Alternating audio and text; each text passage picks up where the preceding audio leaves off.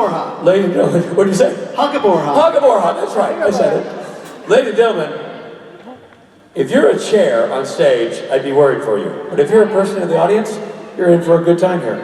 Ladies and gentlemen, let's get this Saturday started right. With Briana Buckmaster.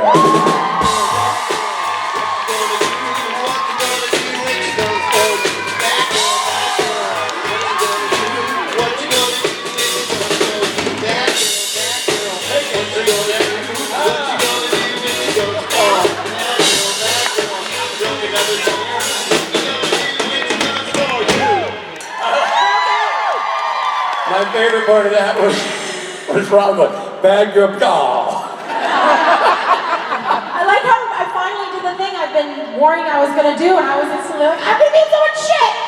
Yeah, no, this comes out your paycheck, but it's no big deal. So funny. Liz backstage, she was like, hi, Briana, I've noticed that you're wearing flip-flops. I just want you to know the chair on stage is a little heavy today.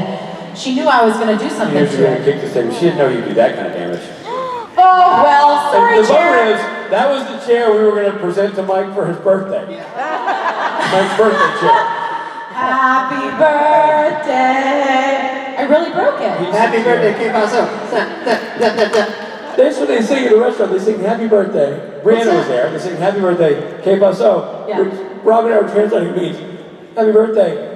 What's going on? What's up? Happy birthday. So, How are things? what's going on here? Penny for your thoughts.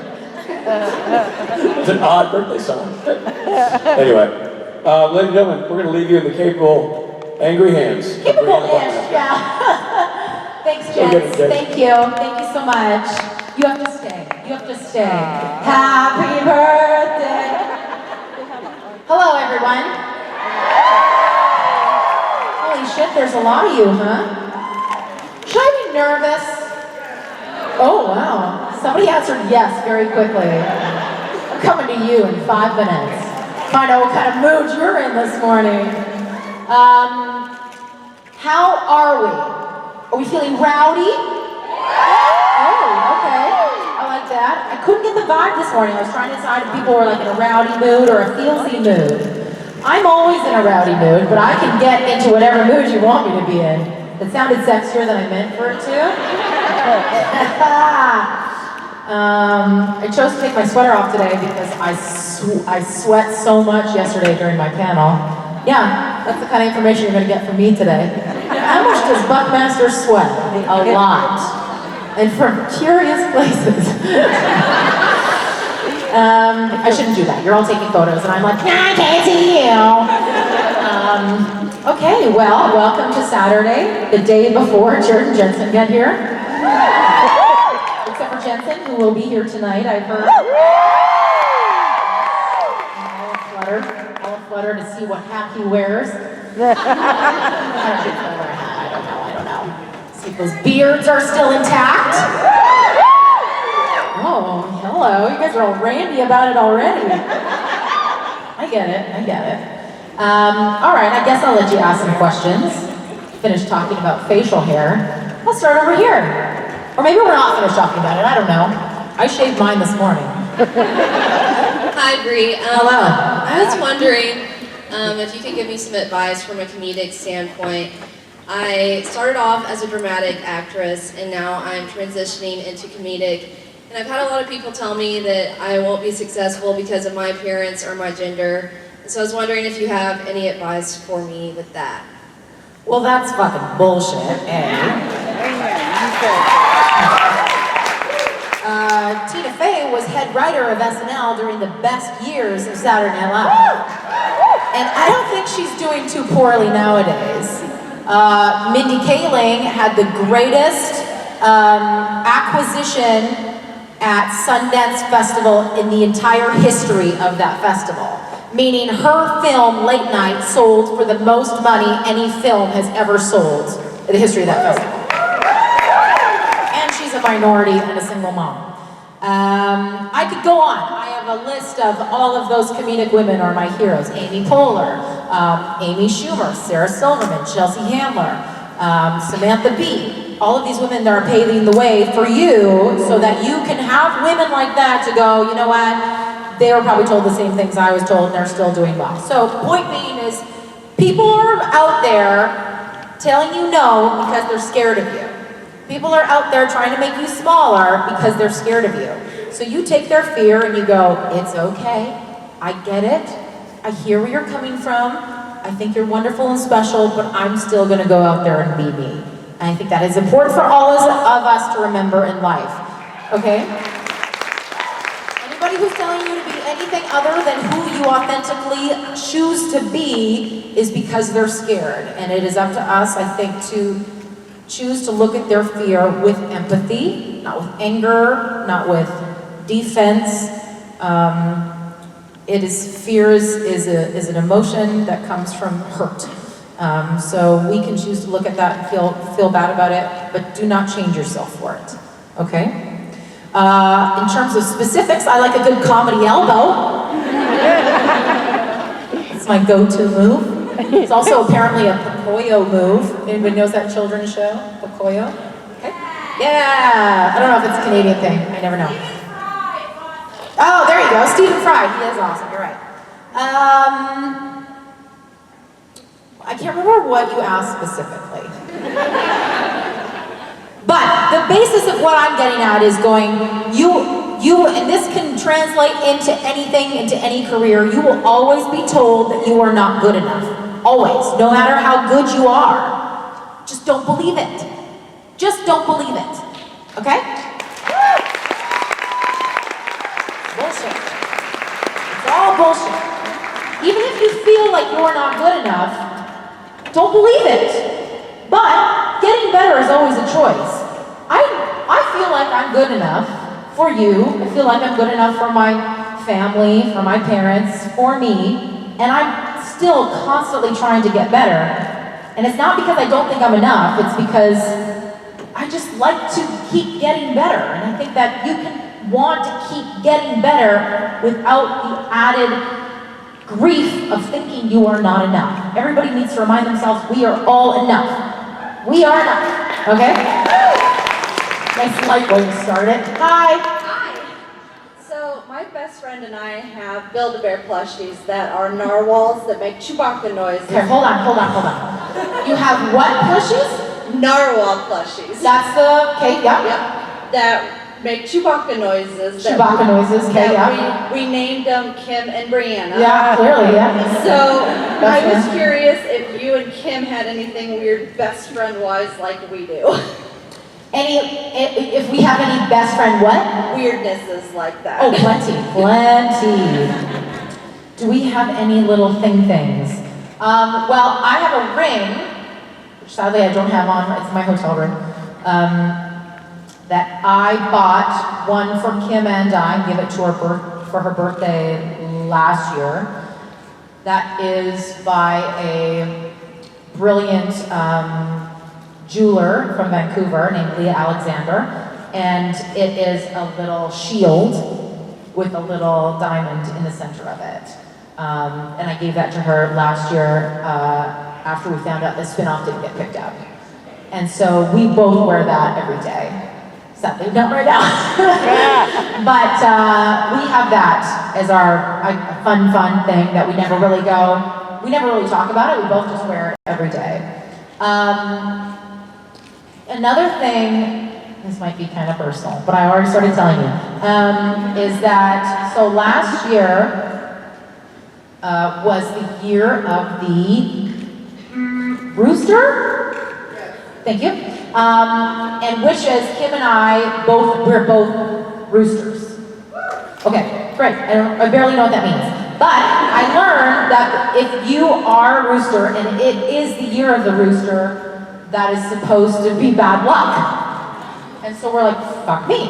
And so I was learning about all of this stuff in the culture of how to protect yourself against the bad luck in Chinese culture. And so I got some jade jewelry. And I got some for Kim. I got her a keychain or something for her car or something. And then she gave me a ring that was her mom's, that was jade. Yes. Oh, so beautiful. Yeah. So, yeah, we like each other a lot.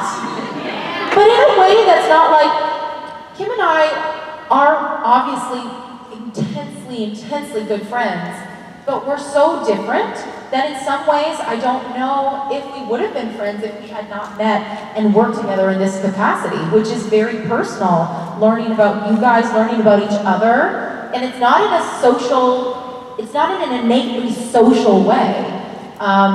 We're very, very different socially. She's much more introverted than I am.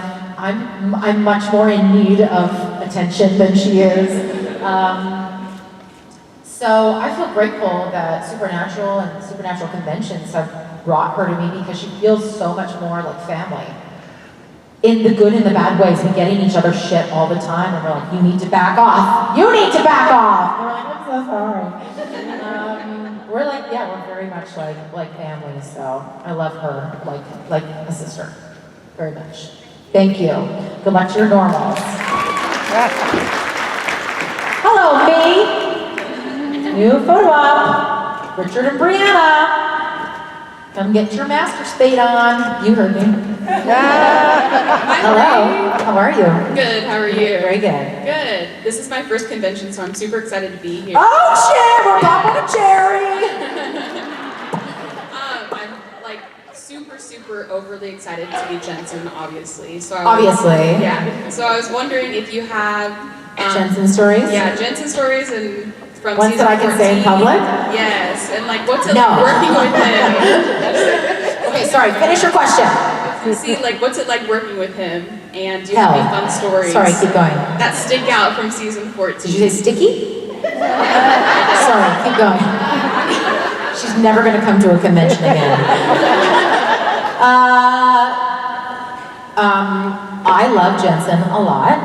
He is, and I told him this, and he is a huge reason that I'm a part of these conventions, that I think that I'm a part of the show. I'm not giving him all credit, just some. But he and I hit it off right off the bat, and he used to say that he thought that I was like the female version of him, which I think is cute. But he's very warm and giving in the lessons that he's taught me about the business, about the fandom, about what it's like to be someone of his caliber in society, you know, and I can't give you really any of the stories socially because I just can't.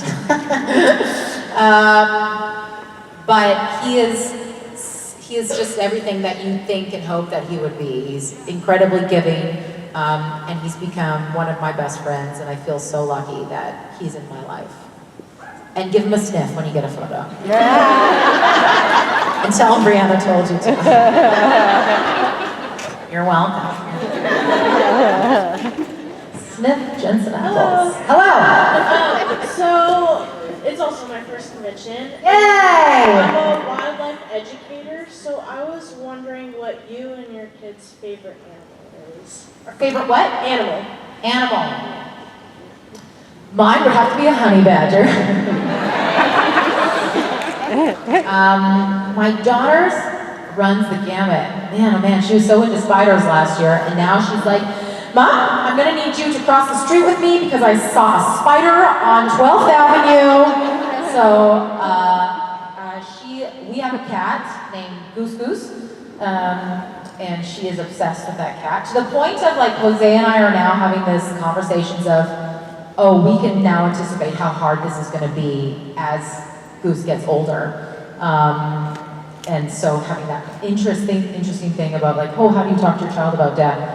But I think that I grew up on a farm, a crop farm, and so animals, even dogs and cats, were farm animals, and so we love them, but not the way I love animals now that I live in the city and that they sleep on my bed, stuff like that. So I don't have the relationship.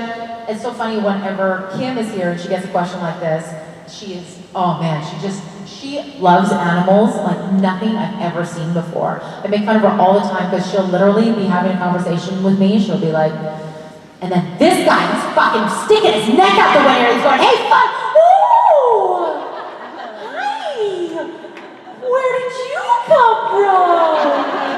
Huh? Oh, are you a mommy kitty? Yeah, it's so funny. She loves animals so much.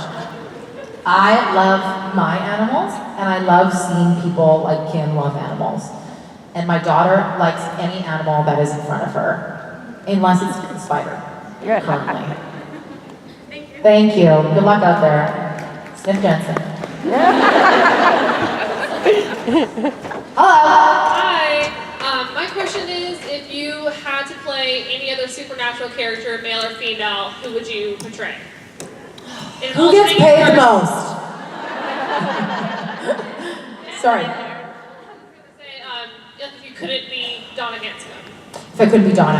yeah, who would you want to be? I always loved Chad Lindbergh's character, Ash. Oh, like that's a funny character, right? Where he's always like, with his mullet. I don't know, I just gravitate towards comedic characters, I just do.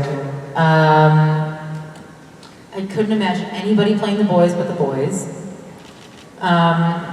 I would like to say Crowley, because I think it's such a complex character. Yeah, but again, like Mark Sheppard destroyed that character. He's an incredible actor. It's so hard when you know all of the actors who play these characters, because you love them and you love their talents and you can't imagine anybody else playing them. But who would I steal a role from? If I had to. No option. I just fucking had to. Misha. Misha could be Donna. Right? I love it. Thank you so much. Thank you. Now I'm obsessed with that idea. Pitch it to the writers. Hi. Hi, how are you? Great, how are you? I was here yesterday. I wanted to thank you for what you said about it's okay to not have a child. I'm 1 in 10. I have endometriosis, and it really spoke to me. So Oh, well, thank you for saying that. Thank you for sharing that. yeah, thank you. Anywho, my question is, being since season 15 is the end, how would you write Donna's ending? I actually would be okay if she died. Hear me out. Listen, there's always the bullshit of nobody dies and whatever. But what a way to go. I never want to die. And that's always been the thing. It's like, don't let my character die. Now that the show is ending, I'm like, huh? Go ahead, I don't care. But it's gotta be fucking epic. Like I'm talking Thelma and Louise style. I want a whole episode. I want Donna to die at the beginning of the episode, and then 3 episodes later we find out how. I want a fucking arc of Donna's death. Yeah, I don't think that'll happen, but I don't know. It's so funny is there's been some rumblings of nobody of importance.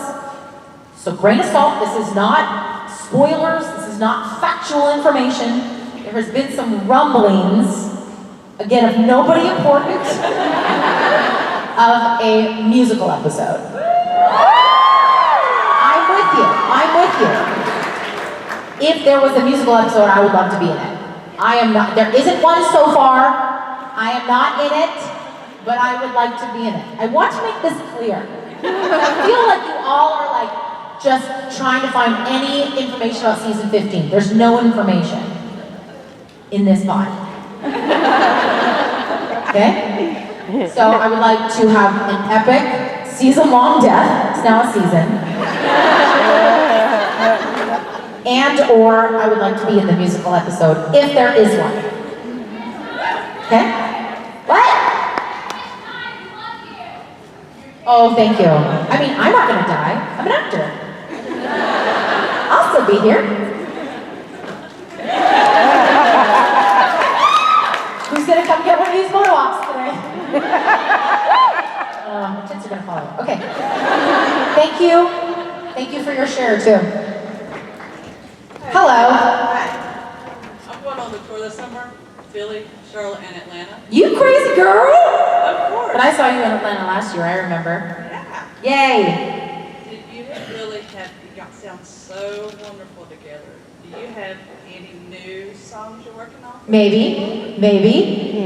She asked if we had any new songs we're working on. Billy was like very adamant that we have new songs for this tour. I think he wanted to write some stuff, so I sent him some lyrics for about 6 songs that I wrote. He has some music that he wrote. Now, because I'm back and forth from LA to Vancouver and he's got a full-time job and a family, I don't think we have enough time to get anything done, original stuff done before the tour. But we will have some stuff we've never done before, for sure. And if we don't, you can slap me across the face. Only she can do it, though. Only her. Deal? Deal. Now I'm scared. She looks really strong. Can't wait, I'll see you there. Hi. Hi. First of all, yesterday you said no one ever recognizes you, and I recognized you at the airport. Yeah, you did. So I would just like to point that out. I was offended a bit, but... I'm proud of you. I shouldn't have said that. I stand corrected. What's your name? Carly. What? Carly. Carly recognized me at the airport, you guys. And she was very sweet and very excited, which got me really excited because it makes me feel famous. And everybody likes to feel like that. And then she asked for a photo, and I said, no, fuck that. I'm just kidding. I wasn't allowed to because my boss was with me. That's all I'm going to say about that. But I did give you a hug. Did. She asked for a handshake, and I said, fuck that, I'm giving you a hug. Is your dad here? Yes. Sorry about all the swearing, Dad. Just who I am. Carly doesn't swear, though. Do you have a question? Yes, I do. I was just wondering, since both Donna and Rowena are very sassy, but in their own different way, how would they, like, interact with each other? I think Donna would think she was fascinating. I think she would love all of her glittery gowns. I think Rowena couldn't give a shit. I don't know. I don't know the Rowena character that well to know how she interacts with other women. But I think that she would think that Donna is simple, maybe? And that has no power? I don't really know. But I think that Donna would be fascinated by Rowena. I think she would be the same way she would be with Cass, which would be like, what's happening here? Oh, jeez. Look at your eyeshadow, huh? Wow. Okay. Now we're talking. Come right in. You want a blanket? Just offering her the simplest things. But although Rowena might find that fascinating or endearing, or she might go, this is somebody that I can partner with. Do you know what I mean? So either end of the spectrum. I think either should be like, I don't give a shit, or come with me. That's about it. Thanks, Carly. Thanks for pointing that out. Like when people point out my shit. I do. I like to be corrected. Occasionally. Everybody starts lining up. Hi. So you tweeted that your daughter drank melted butter from a bowl a few days ago. So I was wondering if like you and her had any other like unusual ways of eating food or any unusual foods that you guys eat. Well, my husband is a chef, and so she just eats what we eat. We don't make kid food for her. Like she'll eat chicken finger stuff when we go to a restaurant, but we don't make it at home because we don't want to eat kid food, so she doesn't get to eat it at home. She gets to eat it with the sitter. Man, does that make her excited when the sitter comes. That's a fun trick for everybody out there. When she was a baby, my husband used to make pate, chicken liver pate, and she ate the shit out of that, which I thought was hysterical.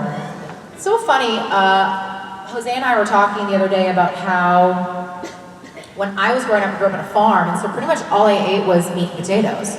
And I don't think I ate sushi until I was in college. I don't think I ate avocado until I was in college, and these are things that she ate as soon as she had teeth. So I don't know what is weird. We do try to get her to try everything, even if it's like escargot or sweetbreads or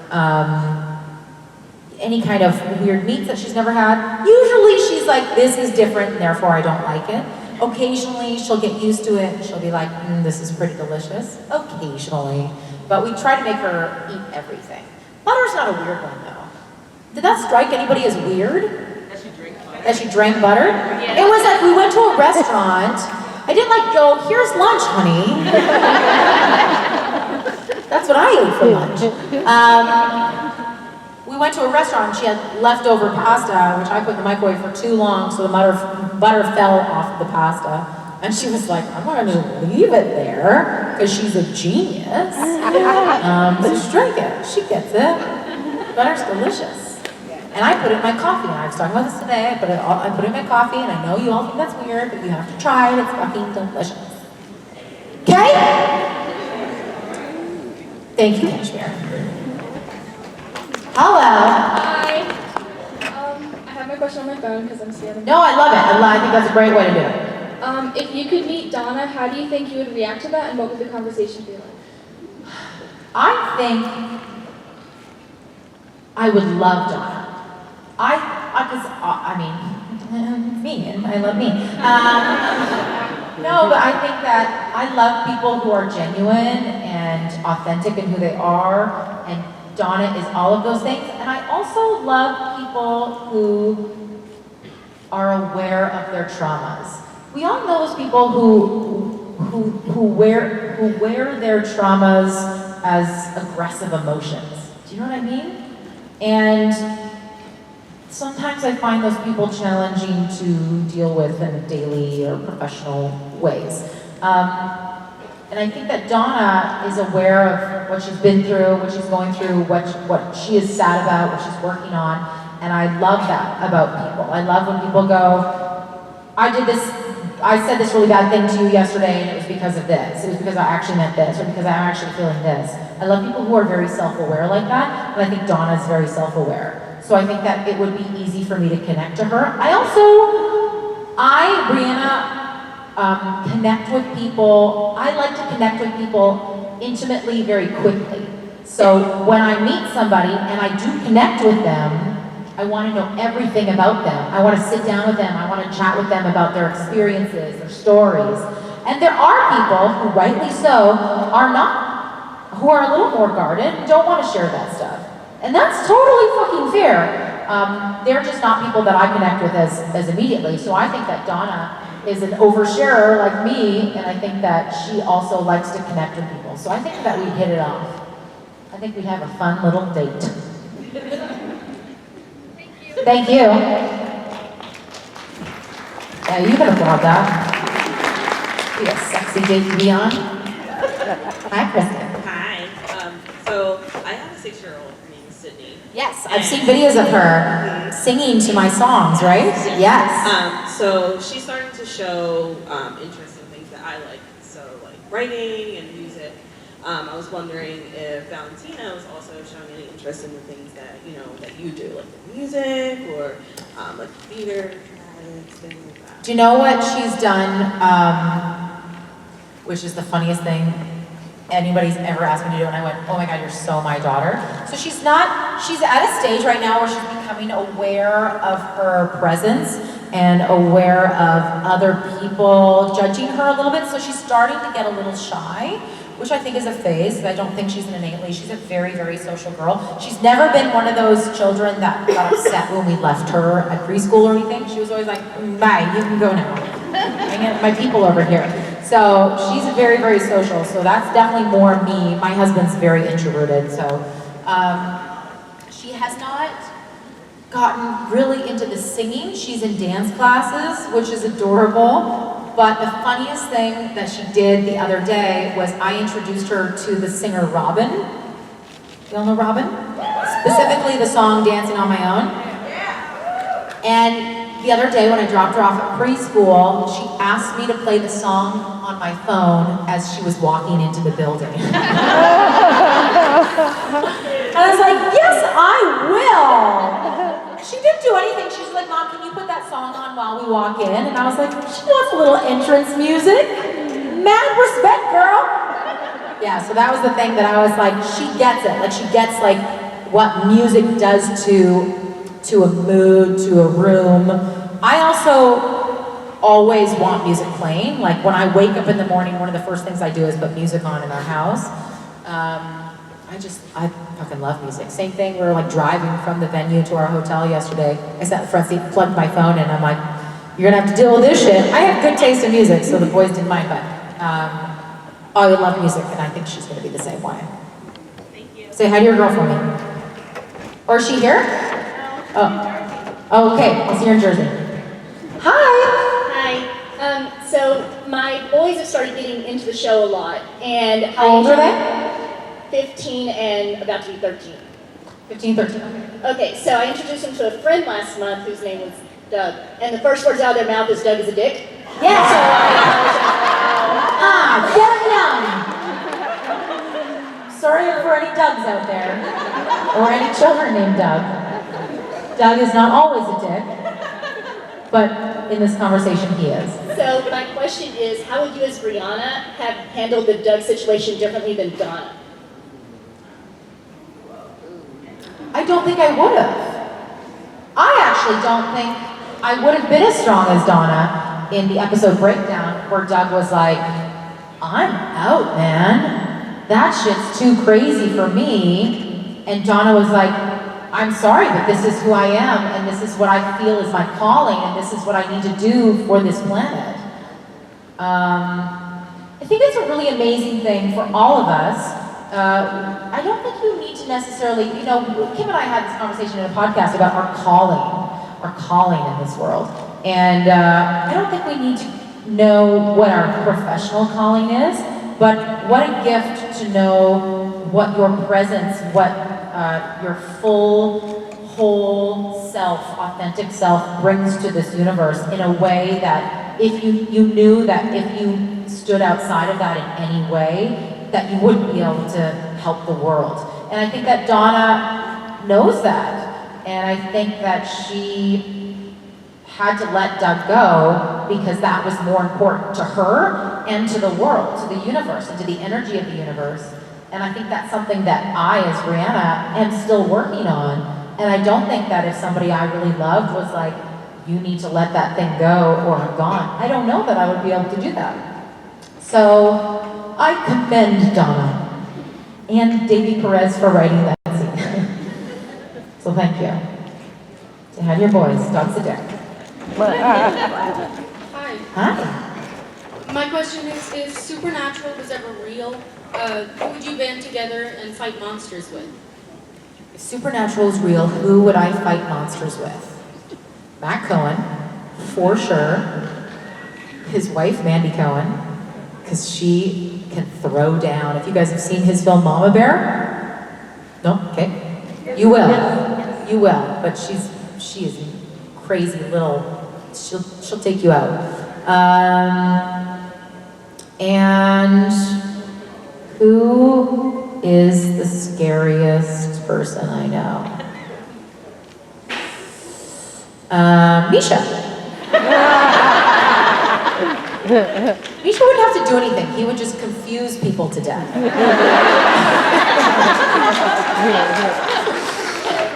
I try to keep my distance from Misha only because I feel like he's gonna loop me into something. You know what I mean? Or he's gonna say something really smart and I won't know how to respond and then I'll feel silly. I'm teasing. But I'm not. Misha and Matt Cohen. Thank you. I feel safe with those two. But also terrified. Hi. Hi. This is my first convention too. Yeah. I was just wondering, what's the funniest or the weirdest thing that's ever happened to you on set?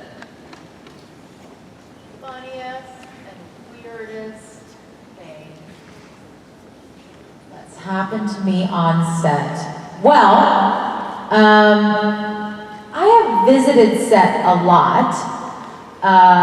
So I think one of the funniest things we did was when Kim and I kind of pranked Jensen.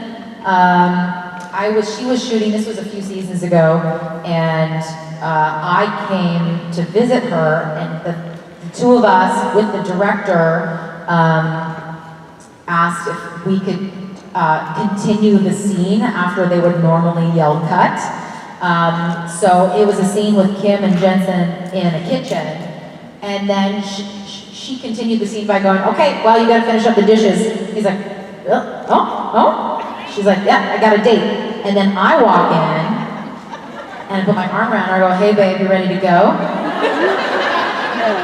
And then Jensen, we leave. I give Jensen for some reason some fucking serious shade. If anybody's seen that in the gag reel, I like look him up and down. Do one of those. I don't know why, it just came to me naturally. And then we walk out, and then Jensen, who's a brilliant comedian, just pans to the camera and went. That's such a brilliant response. It's like, okay, that's Gans. I mean, isn't that all of our dreams? I shipped Donna and Jody. Yeah. So that was pretty fun. Thank you. Have fun this weekend. Sniff Jensen. Hi. Hi. This is my second convention, but I didn't ask any questions last time. Hold on. But hold. I kept changing my mind what I'm going to say. You're doing great. You're doing great. You're all doing great. But what happens is, I need the microphone to be like that. Oh. There we go. Okay. Well, I wish I could have a conversation with you, but what I was thinking, You can. every time What do you want to talk about? Well, every time you say something, I relate to, like your daughter yesterday. I teach kindergarten for 34 years. You're not even quite old enough as my first kindergarten class yet. And my daughter's a teacher, and we want to be private teachers for your kids and Jensen's kids. Because she teaches all the way through high school, and she's really brilliant. She's back there right now. But anyway, would you ever do that? Like, could we, like, I don't know, when we have our summers off or something like that would be neat. And plus, I relate to you being, like, having a time of a love story or listening to this. I do that. My husband's an introvert, I think, because you and I talk too much. So our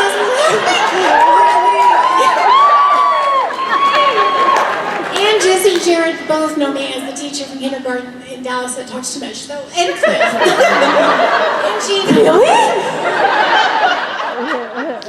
Okay. Was there a question in there as well? Do you ever need a private school teacher or any kind of, because I taught private school and public school for 17 years. And I would love to meet your children because they seem so sweet.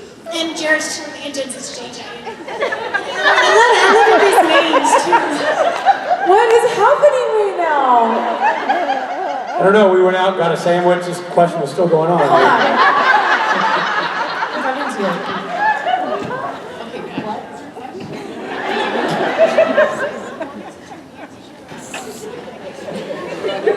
Does anybody need extra tutoring? Okay. Yes. Okay. Michael Borhoff. Mike Borhoff needs some extra tutoring. Okay, I want you to breathe, baby. Yes, I got you. Do this. Put your hands on your knees. Okay, put your head down. Put your head down. Take a big breath. There we go. We got this. Girl, what you doing getting all riled up like that? I also want to be a supernatural and be a kindergarten teacher and have a lot of my students. No. I didn't hear a fucking thing she said. I gotta tell you, for a teacher, you don't believe in punctuation. I mean, that was a long line. That was just, that started and kept going. And that was I'm laughing. I was like, I don't know what she's saying. an assembly line sentence. It just kept getting screwed on each other. Sweet. Well, that was something. She's still going. I love it. I love it. I want you to breathe. Hey, honey, head between the knees. Boy, if I could do that, I sure as hell wouldn't be on this stage. Ladies and gentlemen, with that, you'll see her on stage tonight. See you with this band, Briana Buckmaster.